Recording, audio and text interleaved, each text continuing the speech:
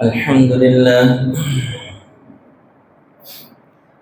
لله نحمده ونستعينه ونستغفره ونؤمن به ونتوكل عليه ونعوذ بالله من شرور أنفسنا ومن سيئات أعمالنا من يهده الله فلا مضل له ومن يضلله فلا هادي له ونشهد أن لا إله إلا الله وحده لا شريك له ونشهد أن سيدنا ومولانا محمدا عبده ورسوله أما بعد فأعوذ بالله من الشيطان الرجيم بسم الله الرحمن الرحيم وإذا سألك عبادي عني فإني قريب أجيب دعوة الداعي إذا دعان قال الله تبارك وتعالى في مقام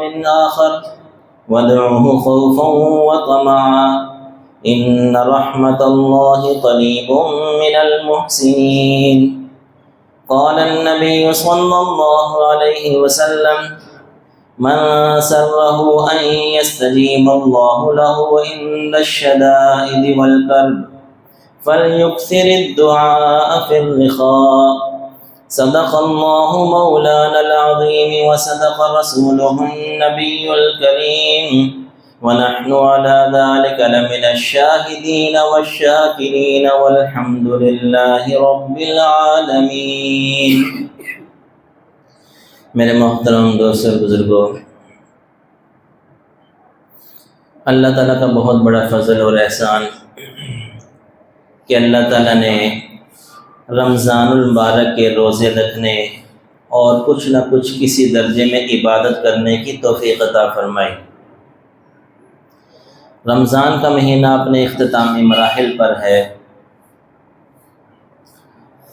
اور جس طرح ہم دوسری عبادات کرتے ہیں، جتنے بھی شریعت نے عبادات ہم پر فرض کی ہیں، ان تمام عبادات کے اندر کچھ فرائض، کچھ واجبات، کچھ شرائط، کچھ آداب ہوتے ہیں. اگر ان عبادات کے اندر ان چیزوں کا لحاظ نہ رکھا جائے، فرائض، واجبات، شرائط، آداب کا لحاظ نہ رکھیں، نماز ہے، روزہ ہے، زکوٰۃ ہے، حج ہے، وہ چیز قبول نہیں ہے. اسی طرح ایک انتہائی اہم عبادت جو ہم اکثر کرتے ہیں، سارے مسلمان تقریباً کرتے ہیں، اور رمضان میں خاص طور سے بہت زیادہ ہوتی ہے، یعنی اگر دنیا میں دیکھا جائے تو سب سے زیادہ وہ عبادت ہوتی ہے، اس کے اندر کچھ شرائط اور آداب کا لحاظ نہیں رکھا جاتا. اب دیکھیے کہ اب یہ کون سی عبادت ہے؟ حدیث شریف میں اس کو عین عبادت کہا گیا. آپ الاسلام نے فرمایا، جس کا مفہوم ہے الدعاء هو العبادہ، کہ دعا عین عبادت، اللہ سے مانگنا عین عبادت. ایک میں آتا ہے الدعاء مخ العبادہ، دعا عبادت کا مغز ہے. اب دیکھیے کہ بندہ اپنی حاجت مانگ رہا ہے کہ یا اللہ پاک بھوک لگی ہے، کھانا کھانا ہے، اپنی ضرورت کے لیے مانگ رہا ہے، اور حدیث میں کیا کہا جا رہا ہے؟ یہ عبادت ہے. بندہ اپنی حاجت مانگ رہا ہے، یا اللہ پاک قرضہ چڑھ گیا، قرضہ اتار دیجیے، اپنی حاجت مانگ رہا ہے. یا اللہ پاک کاروبار میں برکت ڈال دیجیے، اپنی حاجت ہے. آپ علیہ السلام فرما رہے ہیں یہ عین عبادت ہے. اب دیکھیے کہ یہ عبادت ہے، تو جب عبادت ہو تو اس کے اندر بھی شرائط ہے. اب دیکھیے کہ عام طور سے امام صاحب دعا مانگتے ہیں، جب آپ حضرات دعا مانگتے ہیں تو اس میں کیا ہوتا ہے کہ خطبے سے شروع کرتے ہیں، الحمدللہ رب العالمین والصلاۃ والسلام علی رسول الکریم، خطبہ، پھر درود، پھر آگے دعا مانگتے ہیں. ایسا ہی ہے. اب دیکھیے کہ یہ جو دعا کا طریقہ جو وضع کیا گیا، یہ دعا کا طریقہ سکھلایا گیا کہ اس طرح سے دعا زیادہ قبول ہوتی ہے. اور میرا خیال ہے 1400 سال سے ایسے ہی دعا مانگی آ رہی. یہ خطبہ ہے کیا؟ الحمدللہ شروع کرتے ہیں نا. یہ الحمدللہ کیا ہے؟ یہ الحمدللہ وہی ہے کہ آپ سے جب ہم پوچھتے ہیں نا، کوئی پوچھتا ہے کہ کیا حال ہے، آپ کہتے ہیں الحمدللہ. جی کھانا کھایا ہے؟ جی الحمدللہ. جی کیسے حالات گزر رہے ہیں؟ جی الحمدللہ. یہ ہے اللہ کا شکر. تو یہ اشارہ کیا جا رہا ہے کہ جب تم دعا مانگنے لگے ہو، حاجت ہی ہے نا، اپنی کوئی حاجت مانگنی ہے، تو پہلے اللہ تعالیٰ کی ان نعمتوں کا استحضار کرو، ان کا شکر کرو جو اللہ نے اتنی دی ہوئی ہیں، کہ یا اللہ آپ نے اتنی نعمتیں دی، صحت مجھے دی، اتنی بیماریوں سے جان چھڑا دی، یا اللہ پاک مجھے کسی کا محتاج نہیں کیا، یا اللہ پاک پیٹ بھر کے میں کھاتا ہوں، شکر ادا کر کے پھر آگے کہا یا اللہ پاک ایک حاجت پیش آ گئی، یا اللہ پاک ایک کام پڑ گیا، چھوٹا سا ایک کام پڑ گیا، یہ طریقہ ہے، یہ شکر ہے۔ اب ایک رٹیٹا ہی چیز ہے بھائی، اگر کسی کو چلے مفہوم نہیں آتا، ترجمہ نہیں آتا، تو خطبہ درود پڑھنے کے بعد بندہ اپنی زبان میں شکر ادا کر دے۔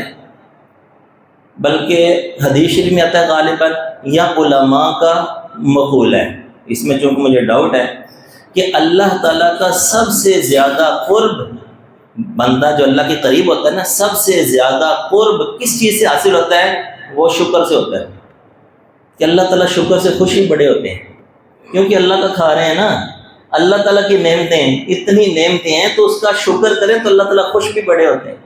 تو یہ سب سے پہلے کیا کرنا؟ شکر ہونا ہے۔ کہ شکر کیا ہوتا ہے؟ کہ بندہ کچھ راضی بھی تو ہو نا، یہ نہ ہو کہ اللہ سے ناراض ہی رہے، شکوہ ہی کرتا رہے نہ۔ ہماری حالت ایسی ہوتی ہے کہ ہم اکثر اللہ سے ناراض ہی رہتے ہیں، الیاذ باللہ، حالانکہ اتنی نعمتیں ہیں۔ تو اللہ تعالیٰ سے راضی رہنا ہر حال میں، یہ اللہ کا شکر ہے۔ کہ ذوالنون مصری رحمۃ اللہ علیہ سے کسی نے پوچھا کیا حال ہے، تو انہوں نے آگے سے فرمایا کہ تم میرا حال کیا پوچھتے ہو، اس شخص کا حال کیا پوچھتے ہو کہ کائنات میں ہر کام اس کی مرضی سے ہو رہے ہیں۔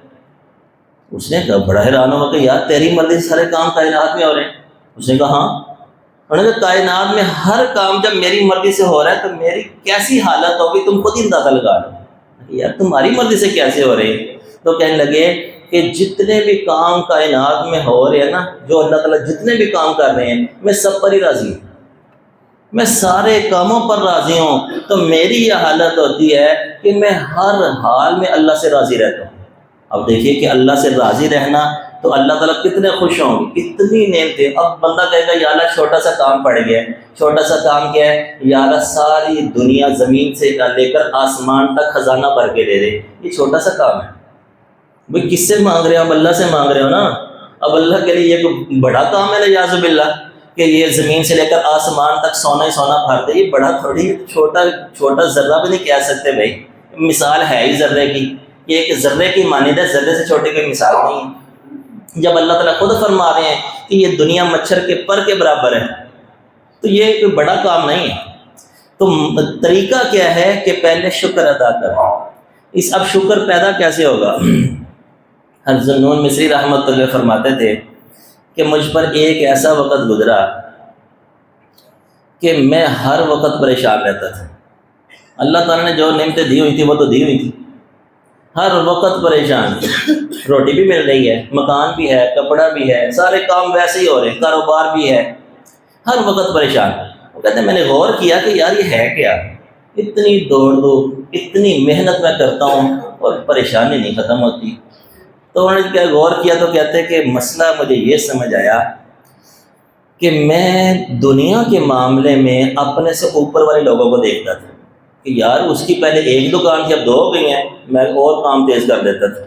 اچھا جناب اس کا ایک مکان تھا 2 ہو گئے ہیں، یار اتنا اس نے اتنا کما لیا، اتنا، کہتے ہیں میں اور دوڑتا اور آخر کار ملتا کیا وہی جو مقدر میں تھا، ہر وقت پریشانی کے عالم میں۔ اب دیکھیے کہ یہ کب سے گزری ہیں، یعنی یہ وہ چیزیں ہیں جو ہمارے لیے رہنمائی ہے۔ ہماری بھی ایسی ہی حالت ہوگی ملتی جلتی، چلے میری حالت آپ کی الحمدللہ بہت اچھی ہے، تو یہ ہے کہ ہماری بھی حالتیں کچھ ایسی ہی ملتی جلتی ہیں۔ وہ کہتے ہیں کہ میں ہر معاملے میں، دنیا کے معاملے میں سے اپنے سے آگے والے کو دیکھتا، یار اس کا کام بڑا چل رہا ہے، میرا کوئی ایسا نہیں ہے، تو وہ ناشکری اور پریشانی۔ کہتے ہونا وہی ہوتا تھا، ملنا وہی ہوتا تھا اور غم علیحدہ۔ کہتے اس کے بعد میں نے معاملہ برعکس کر لیا، ہر معاملے میں نا میں اپنے سے نیچے والوں کو دیکھنا شروع کر دیا کہ کاروبار ہے تو جناب مجھے اگر کوئی گاہک بھی نہیں آیا تو میں نے روٹی کھا لی تو پھر میں یا اللہ شکر ہے مانگ کے نہیں کھانی پڑی، دکان پہ کوئی نہیں آیا تو یا اللہ شکر ہے مانگ کے نہیں کھانی پڑی، ہر معاملے میں۔ کپڑے، یا اللہ پاک تیرا شکر ہے ایسے مجھے اچھے کپڑے دیے، وہ اس کے پھٹے ہوئے کپڑے۔ مکان ہے، یا اللہ شکر ہے اپنی چھت ہے وہ جھگی میں رہ رہے۔ جب میں نے اپنے سے نیچے والے بندوں کو دیکھنا شروع کیا میں خوشحال ہو گیا کہتے پہلے بھی وہی ملتا تھا اب بھی وہی ملتا ہے، پہلے بھی وہی کام تھا اب بھی وہی کام ہے، میں زندگی میں آسودگی پیدا ہوگی۔ یہ طریقہ ہے۔ حدیث میں بھی آتا ہے جس کا مفہوم ہے کہ دین کے معاملے میں اپنے سے اوپر والوں کو دیکھو اور دنیا کے معاملے میں اپنے سے نیچے والوں کو دیکھو، شکر پیدا ہوگا۔ اب دین کے معاملے سے اپنے سے اوپر والوں کو دیکھو، اگر یہ معاملہ دیکھنا ہونا تو اللہ تعالیٰ آپ سب کو بار بار حاضری نصیب فرمائیں، آمین کہتے ہوتے ہیں، حرمین شریفین کی بار بار حاضری نصیب فرمائیں اللہ تعالیٰ۔ تو جن حضرات نے سفر کیا ہے نا ان کو مشاہدہ ہوا ہوگا، وہاں پر جناب وہاں جا کے پتہ چلتا ہے کہ یار بندہ اپنے آپ کو بہت نکما سمجھ رہا ہوتا ہے۔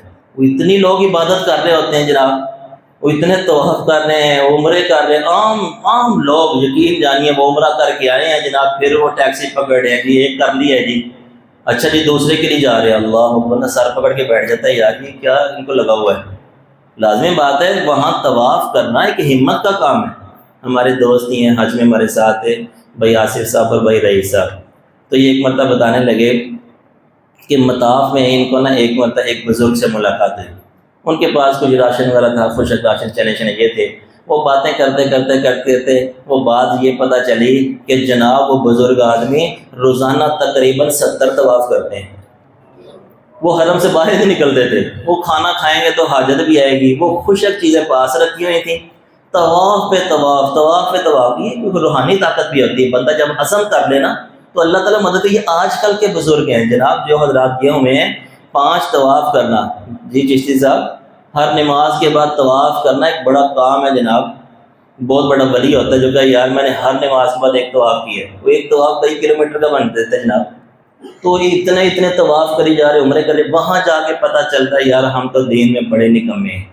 تو دیکھیے کہ دین کے معاملے میں اپنے سے اوپر والوں کو دیکھنا ہے تاکہ اور داعیہ پیدا ہو اور دنیا کے معاملے میں اپنے سے نیچے والوں کو دیکھنا ہے تاکہ شکر کا مادہ ہو۔ اب جب شکر آپ نے کر لیا الحمدللہ جو ہم کہتے ہیں نا دعا میں، یہ ہے مطلب اس کا کہ یا اللہ تیرا شکر ہے، بڑی نعمتیں آپ نے دی۔ اب اس کے بعد کیا درود شریف، اب دیکھیے درود شریف جو ہم پڑھتے ہیں اب اس کا بھی جو اس میں جو حکمت ہے وہ علماء نے یہ بیان فرمائی۔ ہر ڈاکٹر عبدالحی عارفی رحمۃ اللہ علیہ، ہر مولانا اشرف علی تھانوی رحمۃ اللہ علیہ خلیفہ مجاز تھے، مفتی تقی عثمانی صاحب کے شیخ تھے، ہر نے ان سے بیعت کی ہوئی تھی، تو وہ فرماتے تھے کہ میری ایک ذوقی، یہ میرا ایک ذوق کہتا ہے، وہ یہ فرمایا کرتے دیکھو اچھا آپ علیہ السلام کا عام طور سے معمول یہ تھا کہ جب کوئی ہدیہ دیتا تھا نا تو آپ علیہ السلام بھی اس کے مقابلے میں کچھ نہ کچھ ہدیہ دے دیتے تھے۔ یہ آپ علیہ السلام کا عام معمول مبارک سنت مبارک تھی، کسی نے کوئی چیز پیش کر دی تو آپ علیہ السلام کے پاس جو میسر ہے، کوئی کھجور ہے، روٹی کا ٹکڑا ہے، کپڑا ہے، جو بھی ہے آپ علیہ السلام بدلے میں دے دیتے تھے، یہ سنت تھی آپ کی۔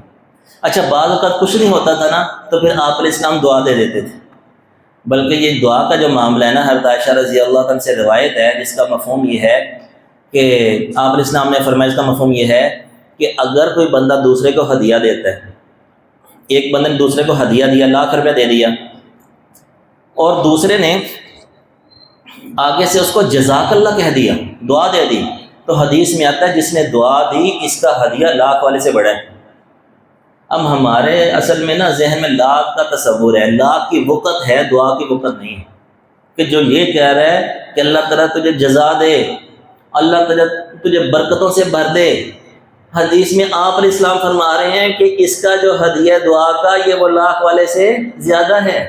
تو دیکھیے کہ کم سے کم درجہ یہ ہوتا ہے کہ اگر ہم بدلہ نہیں دے سکتے تو کم سے کم دعا تو دے دیں، سنت پر عمل بھی ہو جائے گا۔ تو یہ آپ علیہ السلام کا معمول تھا، بلکہ جو ہے نا کوئی خدمت بھی کرتے ہیں نا صحابی، تو اس وقت آپ علیہ السلام اگر کچھ نہیں دیتے تو کم سے کم دعا دے دیتے۔ حضرت ابن عباس رضی اللہ عنہ کے بارے میں آتا ہے کہ آپ علیہ السلام قضاء حاجت کے لیے گئے ہوئے تھے، تو انہوں نے نا ایک مرتبہ پانی بھر کے ایک جگہ رکھ دیا کہ اب پتہ تھا کہ آپ علیہ السلام یہاں آئیں گے اور آپ پانی پائیں گے تو بڑی راحت ہو جائے گی۔ آپ علیہ السلام کا بھی وہم و گمان میں نہیں تھا، کیونکہ معمول تھا قضاء حاجت کے بعد جہاں جا کے وضو کرنا ہوتا وہی کرتے تھے۔ جب دیکھا کہ وہاں پانی رکھا ہوا ہے تو آپ نے پوچھا کس نے رکھا تھا؟ ابن عباس، چھوٹے بچے تھے، تو آپ علیہ السلام بڑے خوش ہوئے، آسانی سے ایک چیز مل جائے گی نا، بڑے خوش ہوئے، تو آپ نے دعا دی فقہہ فی الدین وعلمہ فی التاویل، کہ اللہ تعالیٰ دین کی سمجھ عطا فرمائے اور تعویل تفسیر کا علم عطا فرمائے۔ تمام علماء کا اتفاق ہے کہ تفسیر جتنی زیادہ تفسیر حضرت ابن عباس سے مروی ہے نا، اور صحابہ سے مروی نہیں ہے۔ حضرت ابن عباس کے بارے میں آتا ہے امام المفسرین، یعنی جتنے بھی مفسر ہیں سب کے بڑے امام ابن عباس ہیں، یہ حضور کی دعا کی برکت ہے۔ اسی طرح حضرت انس رضی اللہ عنہ کے بارے میں آتا ہے، ایک حدیث میں آتا ہے کہ انہوں نے 7 سال حضور کی خدمت کی، اور ایک حدیث میں آتا ہے کہ 10 سال خدمت کی۔ تو آپ علیہ السلام نے ان کو دعا دی کہ اللہم بارک لہ فی ولدہ و مالہ، دعا دی آپ علیہ السلام نے، تو یعنی اللہ تعالیٰ تیری عمر میں برکت عطا فرمائے، اور تیرے مال میں برکت عطا فرمائے، تیری اولاد میں برکت عطا فرمائے۔ تو ان کی جو ہے نا عمر تقریباً 120 سال ہوئی، اور ان کے مال کے بارے میں آتا ہے کہ آپ دیکھیے کہ جب صحابہ کرام ہجرت کر کے گئے تو کس نے سنبھالا؟ انصار نے سنبھالا نا، انصار مالدار تھے، انہوں نے سنبھالا۔ تو ان کے مال کے بارے میں آتا ہے کہ آخر کار یہ تمام انصار میں سب سے امیر صحابی حضرت انس تھے، یہ حضور کی دعا تھی۔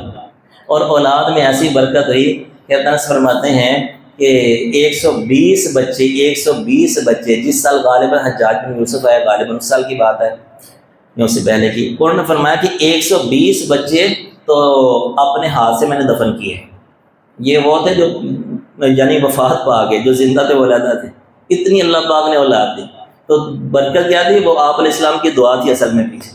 تو دیکھیے انہوں نے خدمت کر لی، حضور نے دعا دے دی۔ تو عارفی فرمایا کرتے تھے کہ دیکھو سنت طریقہ کیا ہے، سنت یہی ہے کہ پہلے اللہ کی تعریف کی جائے، شکر ادا کیا جائے، اور پھر درود شریف پڑھا جائے، اور پھر دعا کی جائے۔ وہ فرماتے ہیں اس کی وجہ یہ ہو سکتی ہے کہ چونکہ درود کے بارے میں آتا ہے حدیث شریف میں، درود آپ کو پہنچایا جاتا ہے، کوئی بندہ وہاں جا کے پڑھتا ہے تو آپ علیہ السلام خود سے مات فرماتے ہیں، اب اس کی کیا کیفیت ہوگی اللہ ہی جانے، ہمارا تو عقیدہ حدیث میں آتا ہے، ٹھیک ہے، اور یہاں دور سے پڑھے تو پہنچایا جاتا ہے۔ تو فرمایا کرتے ہیں جب درود بھیجیں گے نا تو یہ ہدیہ ہے، درود کا ہدیہ بھیجیں گے تو آگے سے آپ علیہ السلام جواب تو دیں گے، ساتھ انشاءاللہ دعا بھی دیں گے۔ اسی وجہ سے کہا جاتا ہے کہ جس دعا سے پہلے درود پڑھ لیا جائے اس کی قبولیت کے مواقع بڑھ جاتے ہیں، بلکہ ضرور بضرور قبول کی جاتی ہے۔ اچھا، اب اس میں بھی ایک الجھن ہوتی ہے کہ بعض لوگوں سے سنا ہوگا آپ نے کہ الیاذ باللہ بڑا غلط جملہ بولتے ہیں، وہ کہتے ہیں جناب دعا کر کر کے تھک گئے، دعا کر کر کے تھک گئے، یہ بڑا ہی شکوہ ہے اللہ تعالیٰ سے۔ استغفر اللہ، یہ جملہ غلط ہے، ایسے نہیں کہنا چاہیے، تو شکوہ ہے۔ اب اللہ تعالیٰ جو بندہ مانگ رہا ہے وہ اللہ تعالیٰ نہیں دے رہے، اس میں کیا حکمت ہے ہمیں کیا معلوم۔ یہ ایسے ہی ہے کہ اگر جناب ایک بچہ چھری مانگ رہا ہے، اب چھری مانگ رہا ہے، رو رہا ہے، پیٹ رہا ہے، ماتم کر رہا ہے، جناب لیٹا ہوا ہے کہ چھری دے دو، اب والدین دے رہے ہیں؟ نہیں دے رہے، اس کو نقصان ہو جائے گا۔ تو جناب کائنات کی حکمتوں کے مقابلے میں ہم اس بچے سے بھی احمق ہیں کہ جو اللہ تعالیٰ نے کائنات کے اندر حکمتیں رکھی ہوتی ہیں۔ اب دیکھیے کہ ایک بندہ مانگ رہا ہے کہ یا اللہ پاک جو ہے نا مجھے یہاں ملازمت مل جائے، اب پتہ نہیں وہ ملازمت کے اندر وہ ملازمت مل تو جائے اس کو اور وہی ملازمت جہنم لے جانے کا سبب بن جائے، اب بندے کو کیا پتہ۔ بندہ مانگ رہا ہے کہ یا اللہ پاک مجھے فلاں ملک کا ویزا مل جائے، مانگی جا رہا ہے نہیں مل رہا، وہ کیا معلوم کہ اس ملک کا خدا نہ خواستہ ویزا مل جائے اور وہاں جا کے بندہ کافر ہو جائے، ماحول جو ایسا ہے، ہمیں کیا معلوم۔ یہ اللہ تعالیٰ کی حکمتیں ہیں۔ یہ حکمتوں کو سمجھانے کے لیے ایک واقعہ اللہ تعالیٰ نے نقل کیا قرآن میں، صرف ایک واقعہ، اس میں یہ ہے کہ بندوں کو حکمتوں کو بس بتا دیا گیا، کیونکہ حکمتیں اللہ تعالیٰ بتاتے نہیں ہیں کہ نمازیں 5 کیوں فرض کی، 6 کیوں نہیں ہے، 4 کیوں نہیں ہے، کیا حکمت ہے کوئی نہیں بتاتے اللہ تعالیٰ۔ زکوٰۃ 2.5% فرض کی ہے، 3 کیوں نہیں ہے، 2 کیوں نہیں ہے، کیا حکمت ہے اللہ ہی جانے بھائی، بس ایک واقعہ بتا دیا۔ یہ تقدیر کے معاملات ہے نا، تکوینی معاملات ہیں، چونکہ بندہ ہے نا اس میں عجلت ہے، حجت باز ہے، تو اللہ تعالیٰ نے ایک واقعہ بتلا دیا تاکہ یہ مطمئن ہو جائے، اگرچہ ہم پھر بھی مطمئن نہیں ہوتے۔ کہ دیکھیے کہ موسیٰ علیہ السلام خضر السلام کا سفر کروایا، اور لمبا واقعہ میں نہیں سنا رہا، آپ نے سنا ہوگا، اس کے اندر جو اس طرح کے معاملات پیش ہے۔ ایک جگہ کیا کہ جناب وہ بچہ کھیل رہا تھا، اس کو قتل کر دیا، معصوم بچہ کھیل رہا ہے، اب بتائیے کہ اب کون بندہ اعتراض نہیں کرے گا؟ کوئی ایسا ہوگا جو اعتراض نہ کرے؟ حق یہی تھا کہ موسیٰ علیہ السلام اعتراض ضرور کرتے، چونکہ وہ تکوینیات کے نبی نہیں تھے، جو اس کائنات کے اندر حکمتیں پنہاں ہیں وہ ان کو نہیں بتائی گئی تھی، اس کے جو متعلق حضرت خضر علیہ السلام تھے، تو لہذا انہوں نے تو اعتراض کرنا بنتا تھا۔ اب انہوں نے بعد میں جب جدائی ہونے لگی نا، اعتراض کر رہے تھے بار بار، تو جب جدائی ہونے لگی پھر انہوں نے بتایا کہ یہ بچہ جو ہے نا، اس نے بڑے ہو کر والدین کو کافر بنا دینا تھا، تو اس وجہ سے اس کو قتل کروانے کا حکم دیا، تو میں نے قتل کر دیا۔ اب یہ حکمت بدلائی۔ اب بتائیے کہ اب یہ حکمت اگر قرآن میں نہ اتاری جاتی تو کوئی بندہ تلاش کر سکتا ہے کہ جناب معصوم بچے قتل کر دیجیے؟ بہت سی حکمتیں ہوتی ہیں۔ اس وجہ سے جو ہم مانگ رہے ہیں وہ ہمیں نہیں مل رہا، اس میں کیا حکمت ہے اللہ ہی جانتے ہیں۔ ہمیں حکم کیا ہے کہ مانگنے کا، ادعوا اللہ وانتم موقنون بالاجابہ۔ آپ علیہ السلام نے فرمایا کہ تم اللہ سے دعا اس طرح کیا کرو کہ تمہیں یقین ہو کہ میری دعا قبول ہوئی ہے۔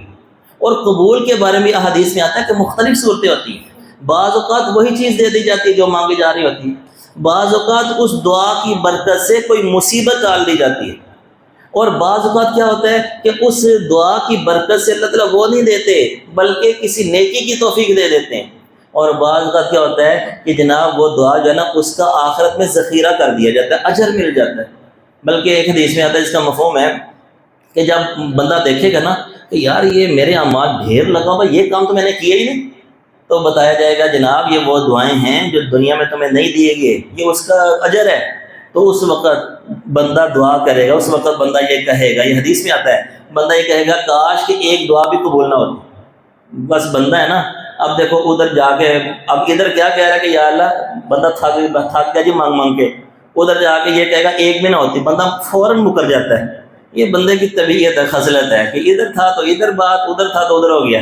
تو گویا کہ یہ قبول ضرور ہوتی ہے، بس بیائی نہیں جو ہوتی ہے نا اس میں اللہ تعالیٰ کی حکمت ہوتی ہے جو ہمیں مل رہی ہوتی ہے۔ تو لہذا ہمیں حکم کیا مانگنے کا۔ اب رمضان کے مہینے میں چونکہ بہت سی دعائیں کی جاتی ہے، بندہ بہت زیادہ مانگتا ہے، تو لحاظ سے بعض کا تو ایسا ہوتا ہے کہ مایوسی پیدا ہو جاتی ہے، یار رمضان کا مہینہ تھا، اعتکاف بھی ہم بیٹھے اور سجدے میں جا جا کے یہ دعائیں کیں، تو یار میری وہ قبول نہیں ہوئی۔ وہ کیا شیطان مایوسی پیدا کرے گا، یار بس مانگتے ہیں سنی نہیں جاتی الیاذ باللہ۔ تو دیکھیے کہ یہ ضرور دعا قبول ہوئی، جتنی دعائیں آپ نے مانگیں وہ ضرور قبول ہوئیں، البتہ اس کی صورتیں مختلف ہوتی ہیں۔ تو ہمیں حکم کیا ہے کہ مانگتے رہیں، اپنے لیے مانگے، دوسروں کے لیے مانگے، جو کہا سنا اللہ تعالیٰ اس پر عمل کرنے کی توفیق عطا فرمائے۔ وآخر دعوانا الحمدللہ رب العالمین۔